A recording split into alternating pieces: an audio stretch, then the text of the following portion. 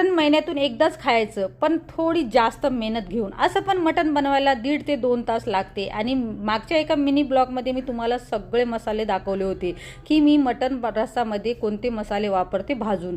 आज इथे बनवत आहे वहिनी मटणाचा रस्सा, आणि मी सगळी तयारी करून ठेवले होते. सगळे मसाले भाजून मिक्सरमधून बारीक करून ठेवून दिलं होतं, पण वहिनीला यायला खूप जास्त वेळ झाला. तरी पण मी थांबले होते, कारण मला वहिनीच्या हाताचा इथे मटणचा रस्सा खायचं होतं. आता वहिनीने इथे सुके मसाले टाकलेले आहे, ती घरूनच आणलेली आहे.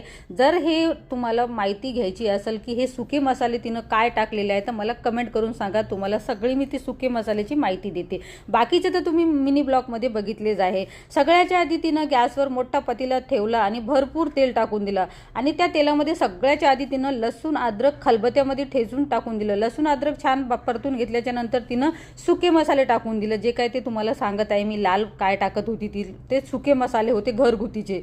त्याच्यानंतर तिनं इथे वाटण तयार केलं होतं, ते वाटण टाकून दिलं. त्याच्यानंतर जे काही मी तुम्हाला मिनी ब्लॉगमध्ये भाजून दाखवलं होतं की मी काय काय भाजणार आहोत, धनिया, खसखस, खोबरा, कांदा, याचे एक वाटण तयार केलं होतं. तिनं मग वाटण टाकून दिलं. आता सगळं वाटण ती तेलामध्ये 5 ते 10 मिनटं परतून घेतलेली आहे.